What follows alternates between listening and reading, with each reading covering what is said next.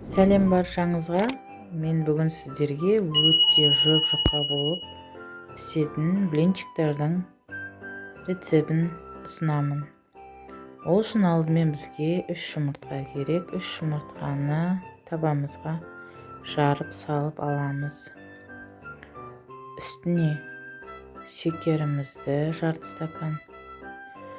стакан сұйық майымызды, жарты қасық тұз және жарты қасық ас содасын және 1 ожау сүт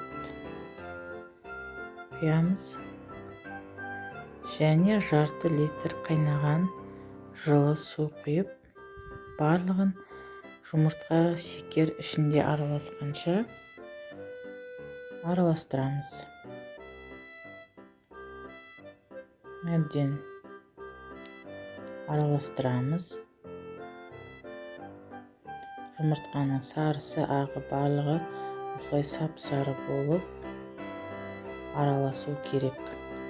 Енді үстіне ситодан өткізіп ұн саламыз. Ұн бізде өте қатты сұйық та, өте қатты қою да болмау керек. Табаға құйған кезде жұқа құйылу үшін. Ұнды аз-аздан саламыз. Шамамен маған 2 кеседей кетті ұн. Осылай сұйық болу керек. Қатты сұйық та емес, енді құюға ыңғайлы болу керек. Табамызды қыздырып аламыз да үстіне майымызды құйып,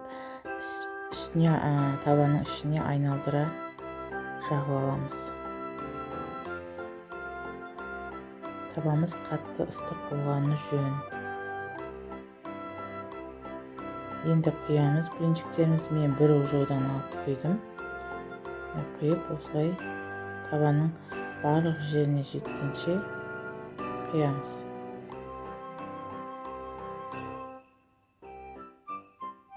Қызарғанша күтеміз. Осылай аударып, екінші жағын қызартып аламыз. Міне осылай үстінде тесік-тесіктер пайда болады. Өте жұп-жұқа блинчиктер шығып жатыр.